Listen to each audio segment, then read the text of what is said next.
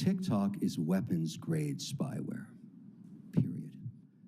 It's one of the best propaganda machines I've ever seen. And if you want evidence of it, go on in the last 24 hours and look at the videos generated there through AI of overweight Americans at sewing machines, even the president himself depicted here, or over iPhones screwing in screws with the message, "Let's make America great again." I have never seen such blatant propaganda.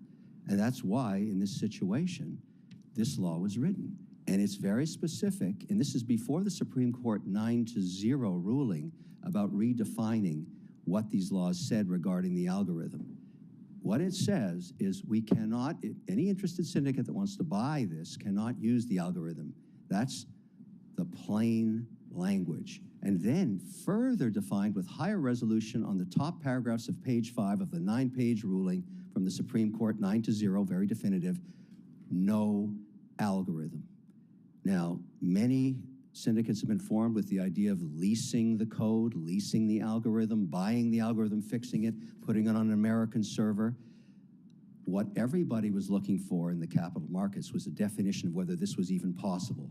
Would you write an indemnification? Would you put that indemnification in the Reconciliation Act and attempt to get 51 votes? Would you go back to Congress to change the law and get 60 votes to allow an indemnification for the buyer to survive into the next administration? Because the penalty is $5,000 per 24 hours per account.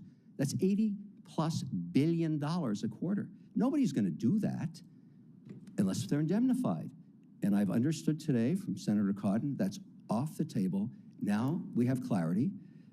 Whoever's going to buy TikTok is not going to buy the algorithm, period. That's clear. And I think that's great that you've done that because it makes the competition much more in focus. And do I want TikTok to survive? Yes. I'm an advocate, as you know, for small business in America, companies between 5 and 500 employees, very successful platform. Over 7 million families make their living on TikTok. It's the lowest customer acquisition cost vehicle in America. It's a great competitive product when it's used properly. I'd love to be part of the syndicate that buys it. There's no question about it.